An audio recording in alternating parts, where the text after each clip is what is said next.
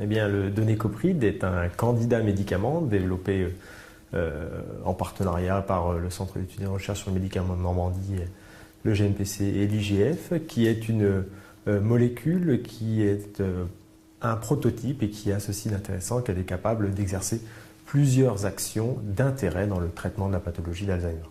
Cette molécule devrait permettre d'exercer à la fois un bénéfice symptomatique et curatif vis-à-vis de cette maladie.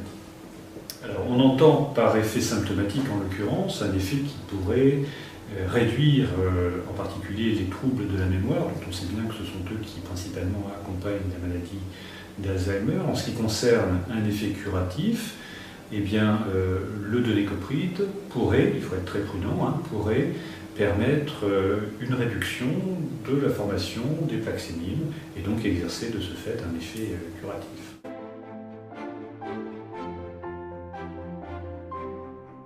Alors c'est beaucoup trop tôt, il faut encore une fois être très prudent, il ne s'agit pas d'un médicament, il s'agit d'un candidat médicament ou si vous préférez d'un prototype, d'un nouveau type, mais on est encore très loin d'une mise sur le marché. Il est encore trop tôt pour qu'il soit administré chez l'homme. Il y a de nombreuses phases à passer avant qu'il soit essayé dans des essais cliniques. Mais on peut penser que si ce médicament prouve son efficacité dans les essais précliniques, il pourrait être ensuite utilisé pour à la fois des Alzheimer génétiques ou des formes complètement spontanées de maladie d'Alzheimer. Aujourd'hui, il y a une grande difficulté pour les unités de recherche publiques à trouver de l'argent pour faire avancer leur programme de recherche. Et c'est pratiquement uniquement avec cette source de financement que nous parvenons à travailler. C'est donc particulièrement important.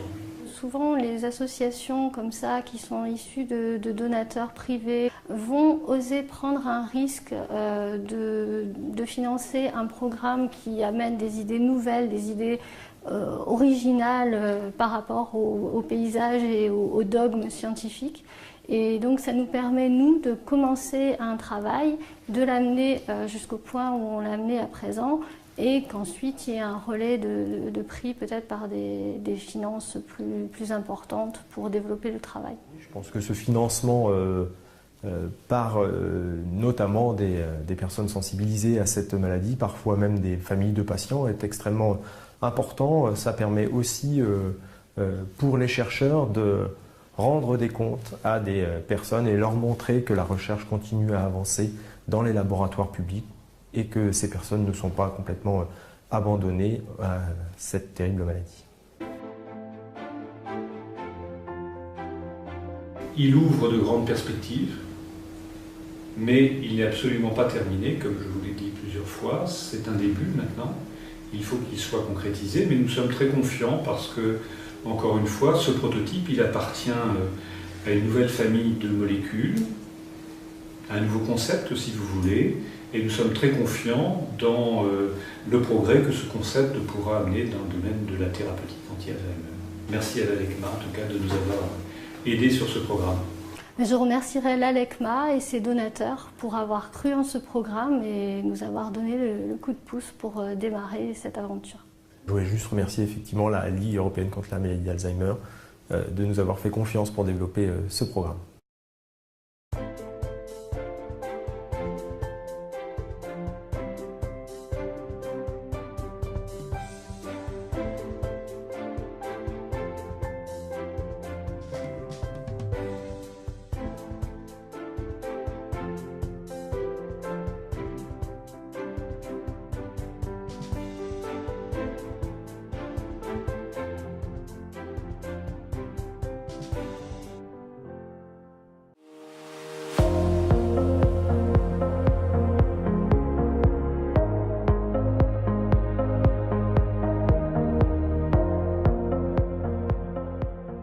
Dans ce ballon, j'ai à peu près 20 mg de cette molécule de Donnécopride. Quelques milligrammes, mais beaucoup d'espoir dans cette molécule créée ici, dans ce laboratoire Canet. Le voici de près, ce Donnécopride. Il permettrait d'agir sur les symptômes de la maladie d'Alzheimer, mais aurait également des vertus curatives. Un patient atteint de la maladie perd la mémoire. Il voit son cerveau atrophié suite à la destruction de neurones. Plusieurs causes ont été identifiées. L'apparition de plaques séniles d'une part et la dégénérescence neurofibrillaire de l'autre. Notre molécule, le donécopride, va viser les plaques séniles en réduisant la formation de celles-ci et en promouvant à la place la formation d'une protéine qui, elle, est neuroprotectrice. Et c'est donc un grand bénéfice que va pouvoir exercer ainsi la molécule. Le donécopride a été testé sur des souris. Elles sont curieuses et aiment les nouveaux objets. Leur comportement a permis de mesurer leur mémoire. Chez ces souris, nous avons pu augmenter leur performance de mémoire chez des animaux sains en prolongeant leur capacité de mémoire dans ce test caractéristique. D'autres essais ont été faits sur des souris transgéniques présentant des troubles assez proches d'Alzheimer. Les résultats sur leur cerveau ont été concluants, les plaques séniles ont été diminuées. Tout a été publié au journal de l'Académie des sciences des États-Unis. Reste à transformer cette molécule en médicament et c'est là que ça se complique. Il manque un ingrédient indispensable, l'argent, entre 800 millions et 1 milliard d'euros.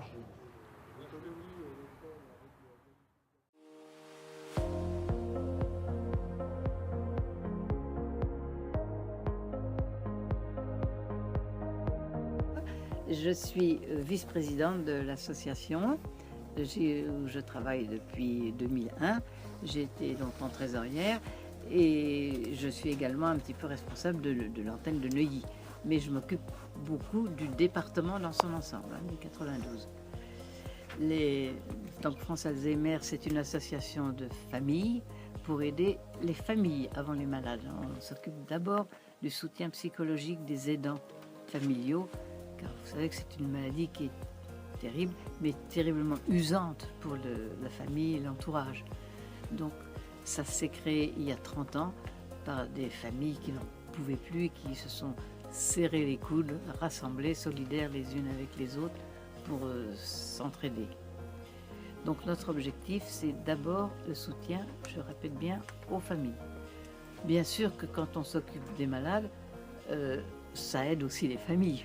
Mais nous ne sommes pas du tout médicalisés, et nous ne nous occupons pas de cette partie-là qui est assurée par le corps médical. Du coup, on voulait vous demander quel impact ça a sur le moral de la famille lorsqu'ils apprennent le diagnostic et après au quotidien. Vous pensez bien que c'est toujours catastrophique quand une famille apprend un diagnostic aussi lourd. C'est là juste très souvent qu'ils viennent vers nous en disant comment faire, faut-il le dire, faut-il pas le dire. Les médecins sont extrêmement prudents, le mot Alzheimer n'est souvent pas prononcé du tout. Mon malade a des troubles comportementaux, des troubles neurologiques, mais on ne prononce pas le mot fatidique. Tout dépend des cas, on n'a pas de règle générale, il faut être extrêmement souple et on n'a pas de doctrine là-dessus, il faut le dire ou il ne faut pas le dire. Tout dépend, c'est au cas par cas. Et c'est évidemment un moment terrible. Et ça l'est d'autant plus que le malade est plus jeune. Quand on devient Alzheimer à passer 85 ans, c'est pas très grave. Mais quand on le devient à 45, ça c'est terrible. Et maintenant, nous détectons 10% de malades jeunes. Et en général, ils sont malades à partir de quel âge, quand vous les détectez jeunes? Il n'y a pas de règle, hélas. Il y en a en dessous de 30 ans, il n'y en a pas beaucoup. Ou alors c'est génétique. Alors là, il y a des familles malheureusement qui sont très touchées. Mais maintenant, nous avons quand même beaucoup de malades autour de la cinquantaine. Et c'est dramatique parce que ça pose des situations de famille épouvantables avec des chefs de famille qui ne peuvent plus travailler et qui sont complètement arrêtés avec des enfants encore à élever. Enfin, c'est terrible. Et du coup, comment la famille s'en aperçoit? C'est le comportement. Hein. Alors je vais vous donner, vous avez un document qui s'appelle les 10 signes. Les 10 signes qui peuvent inquiéter. Mais c'est tout un comportement. Généralement, on a des troubles de mémoire et des troubles de comportement. Et comment gérez-vous au quotidien les patients? Alors là, ben, vous en avez des livres là-dessus. Il y a toute une façon d'appréhender l'existence avec un malade Alzheimer. Il faut jamais le mettre en état d'échec. Il faut être d'une patience angélique et usante pour l'aidant, parce qu'il va vous poser 20 fois les mêmes questions et il les oubliera les réponses immédiatement. Donc vous avez effectivement des comportements qu'il faut absolument apprendre pour que ça soit vivable et pour lui et pour vous. Sans ça, on arrive à des situations de violence très tendues qui ne sont pas supportables. C'est très difficile, mais ça peut s'apprendre. Maintenant, on sait comment il faut faire, les erreurs à ne pas commettre et les choses au contraire à faire.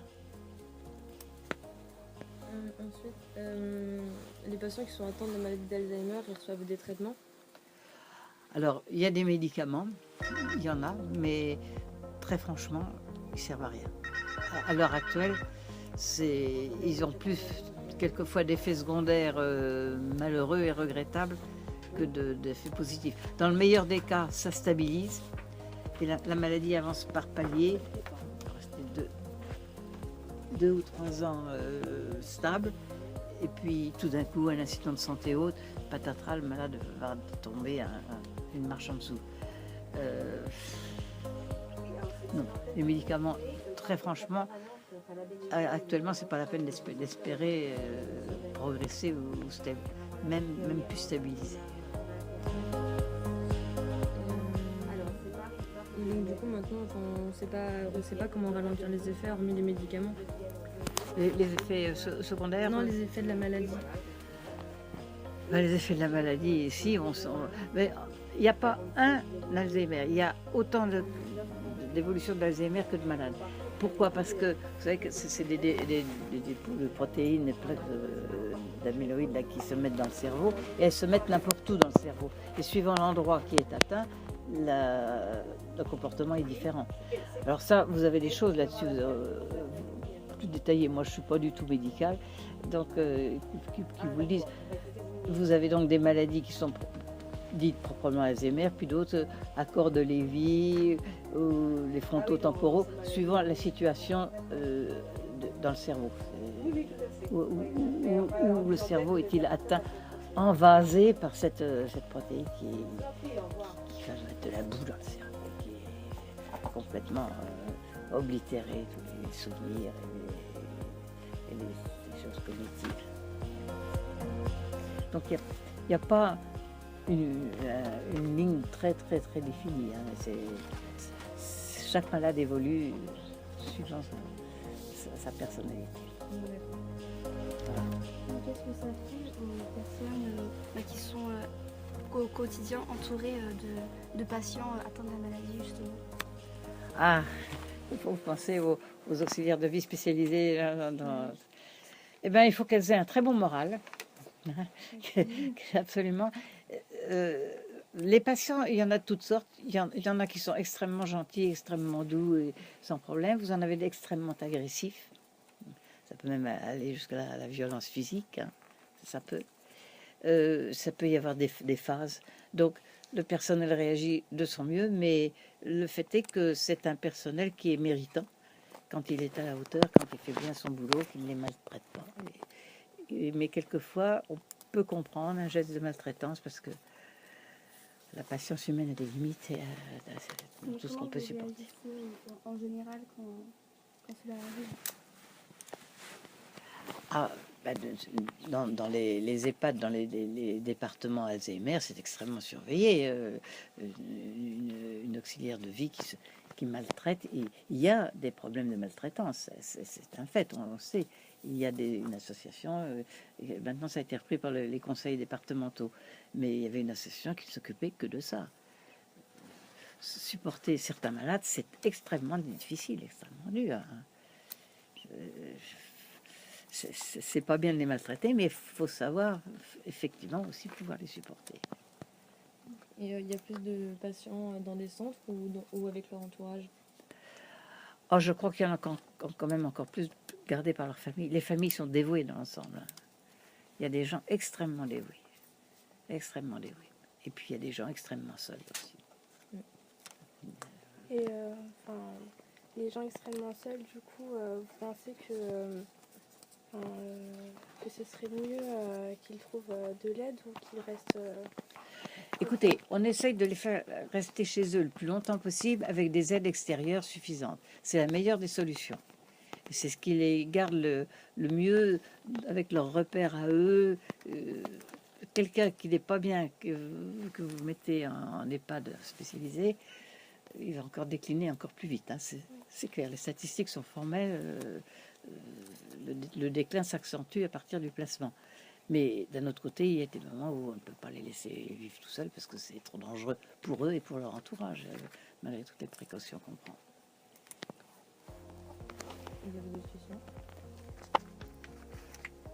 Est-ce que vous avez suffisamment de matériaux pour répondre à vos... En fait, du coup, le but des associations en général, c'est de faire sentir à la personne atteinte de la maladie qu'elle est tout à fait normale. Non, c'est pas tout à fait ça, parce que la personne atteinte de la maladie, 3 fois sur 4, elle est dans le déni complet. Elle va très bien à ses yeux, à elle, à moins qu'elle soit vraiment physiquement très amoindrie. Mais la plupart du temps, le problème, c'est qu'elles admettent qu'elles sont malades et qu'il faut qu'on s'occupe d'elles. Elles vont très bien. Et pourquoi tu veux me placer? Et pourquoi tu veux me mettre une infirmière à me faire ma toilette le matin? Mais je vais très bien. Ils sont dans le déni dans la majorité. Ils ne sont pas malades. C'est les médecins qui sont des ânes, qui interprètent leurs tests de travers. C'est incroyable. J'ai encore vu une famille il y a 2 jours. La maman est diagnostiquée depuis un bon bout de temps et a un comportement tout à fait farfelu. Et il n'y a rien à faire pour lui faire admettre qu'elle est malade. Elle est dans le déni complet. Mais non, je vais très bien. Et vous savez, pour eux, ils sont bien plus heureux parce que si par moments ils sont lucides, ceux qui sont lucides sont beaucoup plus malheureux que ceux qui sont dans le déni. Mais c'est dur pour la famille. C'est pour eux que c'est le plus dur. Ah, tout à fait. C'est pourquoi le but numéro 1 de notre association, c'est le soutien aux aidants. Alors, les groupes de parole autour d'une psychologue, chacun évite son sac. Et puis, quelquefois, on se passe des petites recettes. Moi, je m'y prends comme ci, je m'y prends comme ça. Et puis, maintenant, les formations des aidants pour justement apprendre le comportement particulier qu'il faut avoir avec ces malades-là. Et au final, ça réussit... Ben, ça aide, ça explique beaucoup de choses. Des petites choses idiotes. Par exemple, une fille sa maman est malade et elle lui met le bras autour des épaules, comme ça, ma petite maman, et elle reçoit une gifle. Enfin, maman, voyons, c'est agressif. Eh bien, pas du tout. Cette personne avait été atteinte, elle ne le voyait pas sur le côté, et elle a pris ça comme une attaque. Elle s'est cru attaquée. Donc elle a réagi, elle s'est défendue. Une autre ne passait pas les seuils entre 2 portes. Eh bien, c'était comme ici, la moquette était grise d'un côté et beige de l'autre. Et son cerveau lui renvoyait une image, non pas en couleur, mais en relief avec un trou. Et elle ne voulait pas passer la porte, car pour elle, l'autre couleur, c'était un trou. Et elle allait tomber dans ce trou. Donc, je ne passerai pas la porte. Non, on passe la porte, voyons, il faut que... Eh bien non, je ne passerai pas la porte. Vous voyez, oui. Alors, donc, il faut s'habituer à ce genre de réactions qui sont finalement explicables, mais qui, sur le moment, surprennent. Voilà. Merci beaucoup. On a fait un petit tour.